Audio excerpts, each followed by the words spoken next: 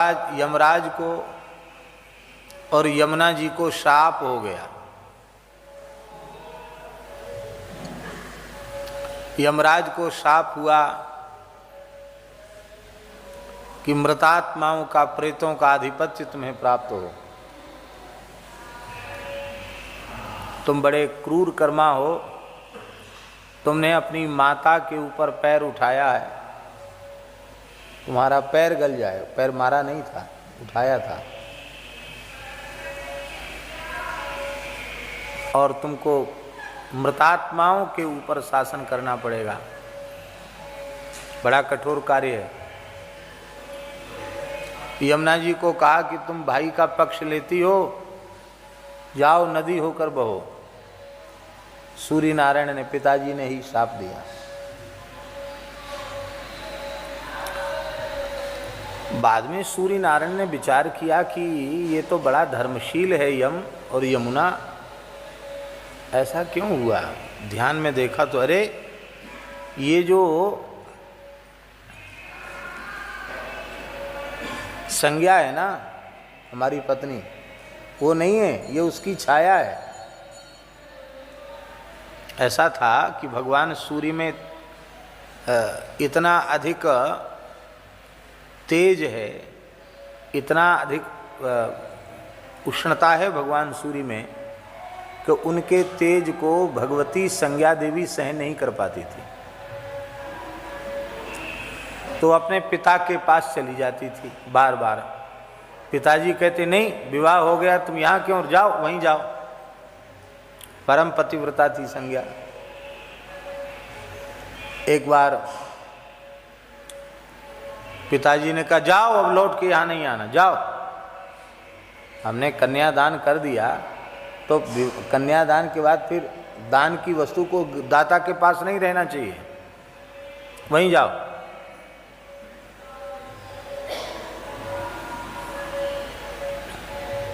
पिता की आज्ञा तो माननी ही थी। वे आ गई, अपनी छाया को ही उन्होंने अपने स्वरूप में सूर्य भगवान की सेवा में छोड़ दिया और स्वयं तप करने चली गई। माने हम इतना तप से शक्ति अर्जित कर लें कि सूर्य के तेज को हम सह सकें।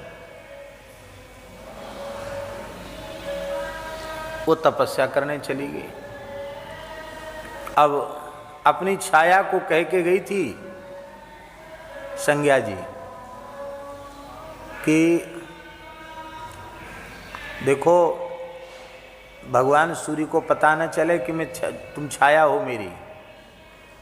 मेरे कर्तव्य का पूरा पालन करना और पुत्रों के प्रति भेद नहीं रखना, क्योंकि जानती थी इससे भी संतान होगी, कहीं भेद ना हो जाए।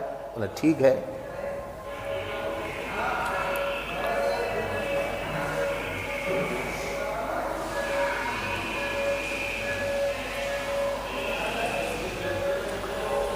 यद्यपि संज्ञा और संज्ञा की छाया में क्या भेद है। सीता जी की छाया,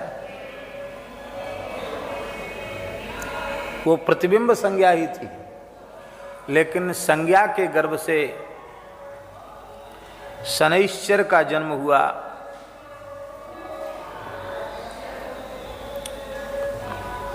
और छाया मार्तंड संभूतम, छाया के गर्भ से जन्म हुआ। और इधर संज्ञा के द्वारा यमराज और यमुना जी का जन्म हुआ था, और बडवा के द्वारा अश्विनी कुमारों का जन्म हुआ।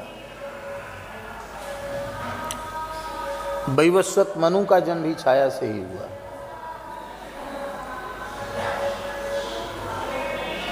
तो अपने पुत्रों पे लाड़ प्यार ज्यादा करती थी छाया देवी, इनको डांटती डपटती थी। यमराज को गुस्सा आ गया कि बिना अपराध के तू पीटती है, नाराज होती है। उसने, बालक तो थी, पैर उठा दिया क्रोध में, प्रहार नहीं किया, कल पैर उठा दिया। अरे छोटे बच्चे हाथ पैर उठा ही देते हैं। छाया ने कहा जा, तेरा पैर गल के गिर जाए, कीड़े लेके चले जाए। माता के ऊपर पैर उठा।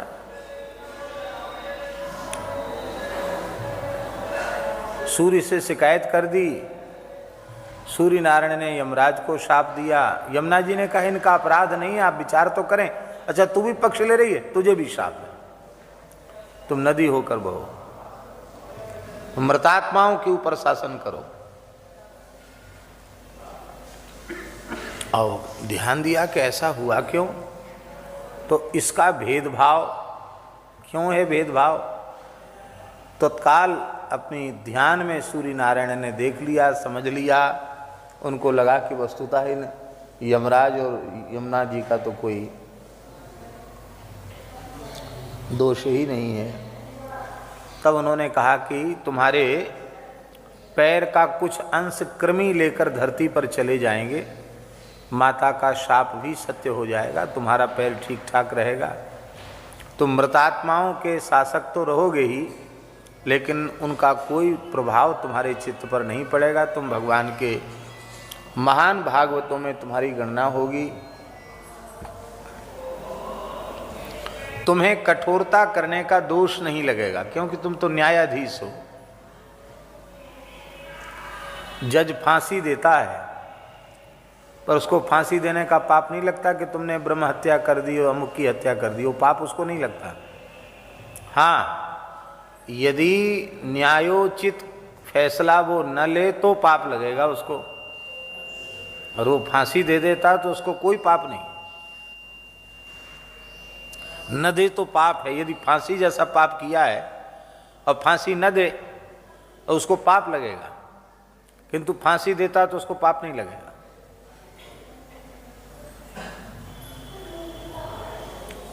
देश की सीमाओं पर खड़े सिपाही दुश्मन से लोहा न लें, वहाँ खड़े होकर के भी कहें अहिंसा परमो धर्मः, हम किसी पर गोली नहीं चलाएंगे, तो देश की सीमाएं सुरक्षित रहेंगी।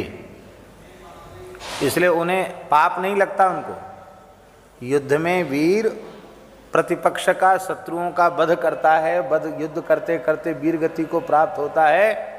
तो योग युक्त सन्यासी को जो गति प्राप्त होती है, वही गति युद्ध में रणे चाभिमुखे हतः, वही गति उसको प्राप्त होती है। तो ये सब बात बहुत ध्यान से सुनने समझने की है। यमराज को कोई दोष नहीं है। अब दोनों चले गए सूर्य की सन्निधि से, वो तो यमलोक में हो गए और ये नदी बनकर बहने लगी। यमुना जी को भगवान अंगीकार करेंगे, पाणी ग्रहण करेंगे। एक रूप तुम्हारा नदी का होगा, एक तुम्हारा आधिदैविक स्वरूप साक्षात होगा। उस स्वरूप से श्री कृष्ण तुम्हारा पाणी ग्रहण करेंगे। तो अब यमुना जी को अपने भैया का वियोग सताया, बहुत वियोग सताया। मेरा भाई, इतना प्यारा भाई चला गया, अलग अलग हो गए भाई बहन हम दोनों। तो यमुना जी बहुत व्याकुल हुई। तो कार्तिक शुक्ल द्वितीया के दिन ब्रज में, मधुवन में विश्राम घाट पर श्री यमराज पधारे। और उस समय श्री यमुना जी ने अपने हाथ से सुंदर पकवान बना करके, मिष्ठान बना करके, खीर मालपुआ बना के यमराज को बड़े प्रेम से जिमाया, टीका किया। तब से ये भैया दूज भ्रातृ द्वितीया प्रसिद्ध हो गई। पोथी में लिखा है, स्कंद पुराण में लिखा है कि आज की तिथि के दिन अपनी बहन के घर जाकर भोजन करना चाहिए। बहन अपने हाथ से भोजन बनावे, ठाकुर जी को भोग लगावे, और हो सके तो बहन अपने हाथ से जिमावे, ग्रास बनाकर भाई के मुख में दे। इसका पुण्य क्या है? बोले भाई के सारे पाप नष्ट हो जाते हैं। ये लिखा है महाराज पोथी में। उसका रोग दोष अलाय बलाय सब खत्म हो जाती है। साल भर वह आनंद में रहता है, स्वस्थ रहता है, निरोग रहता है। बहन के हाथ से किया हुआ भोजन उसे अमृत भोजन माना जाता है। पर कंजूस भाई नहीं होना चाहिए। हाँ, कि वहाँ जाके खीर मालपुआ खाया है और 100 रुपट्टी दे के बहन जी को चरण छू के चले आए, हजार का तो बेचारी का खर्च करवाया है और 100 रुपया दे के चले आए, पाम छी के चले आए। ऐसा कंजूस भाई नहीं। भाई ऐसा होना चाहिए अपनी सामर्थ्य के अनुरूप वह वस्त्र, आभूषण और द्रव्य अर्पित करे। अपने भागनेयों को, भांजे भांजी, उनको वस्त्राभूषण अर्पित करे और बहन भोजन करा के मस्तक पर टीका करे, आशीर्वाद के रूप में नारियल दे और आशीर्वाद दे। ये 2 पर्व भाई बहन के हमारे देश के बड़े पवित्र हैं। एक ये भ्रातृ द्वितीया, यम द्वितीया, और दूसरा पर्व है कौन? रक्षाबंधन। तो रक्षाबंधन में देखो क्या बढ़िया सुंदर बात है। यम द्वितीया को, भ्रातृ द्वितीया को भाई को बहन के घर जाना है और श्रावण पूर्णिमा को बहन को भाई के घर आना है। ये विधि बना दी कि कम से कम साल में कितनों मामा व्यस्त होगा तो भी अपने भांजों के यहाँ, अपने बहन के यहाँ एक बार तो साल में जाएगा। भाई कितना भी व्यस्त होगा तो भी श्रावण पूर्णिमा में अपनी बहन के घर तो जाएगा राखी बंधवाने के लिए। इस तरह से ये पर्व हमारे सनातन धर्म के बड़े पवित्र पर्व हैं। और उस समय बहन का नेग होता, नेग जानते हैं ना, नेग, तो मांगने का नेग भी होता है। तो यमुना जी से यमराज ने भोजन करके टीका करा के नेग मांगा है। यमुना जी ने नेग मांगा। यमराज ने कहा कि तुम्हारा नेग है, तुम मांग लो, आज हम प्रसन्न हैं, तुमको जो चाहिए सो मांग लो। कि यमराज बड़े हैं, यमुना जी छोटी है, मांग लो। तो यमुना जी के हृदय में दया बहुत विशेष है। जीवों के प्रति यमुना जी के मन में बड़ी भारी करुणा है। श्री यमुना जी ने कहा, भैया हमने सुना है आप बहुत सजा देते हो पापियों को, बहुत दंड देते हो, यमराज की यातना बड़ी भयंकर है। हाँ बहन जी, काम तो हमारा ऐसा ही है, तेल के कड़ाहों में खौलाना, मुग्ध ग्रहों से पीटना और आरा चलवा देना, जाने कैसी कैसी यातना हम दिलवाते हैं पापियों को। तो ये तो बहुत बुरा काम है। बुरा काम हो चाहे अच्छा काम हो, यही हमको मिला है, हम यही करते हैं। तो ये बेचारे जीव, इनका पाप से बचना तो बड़ा कठिन है। तो आप यदि हमें कुछ देना ही चाहते हैं, हमारे मुँह मांगा नेग, तो मेरी धारा जहाँ से आरंभ हुई है और जहाँ तक है प्रयाग तक, वहाँ तक कोई भी जीव एक बार जीवन में स्नान कर ले, उसे यमलोक न जाना पड़े, यम यातना से मुक्त हो जाए। यमराज बोले कि बहुत भारी उदारता है बहन जी आप में, जीवन में एक बार स्नान कर ले और वहाँ से यमुनोत्री से लेके प्रयाग तक, तो हमारा यमलोक तो सूना हो जाएगा।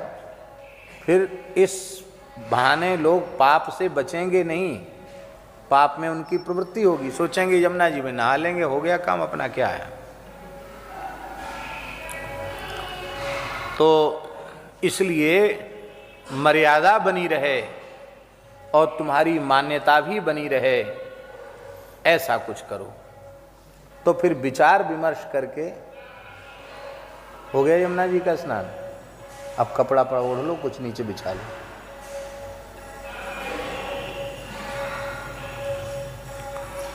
तो क्या कह रहे थे हम, याद दिला? हाँ, मर्यादा बनी रहनी चाहिए। बोले ठीक है। तब यह नियम कर दिया गया कि कार्तिक शुक्ल द्वितीया को इस तीर्थ में आकर, ब्रजमंडल में आकर, जो कोई अपनी बहन के साथ मेरे पवित्र जल में गोता तुम्हारे जल में गोता लगाएगा, उसे यमराज के यहाँ नहीं जाना पड़ेगा। बोलो भक्तवत्सल भगवान की। और यमुना जी में रोज गोता लगे तो फिर तो क्या कहना, जहाँ जहाँ यमुना बहें तहाँ तहाँ जम नाएं।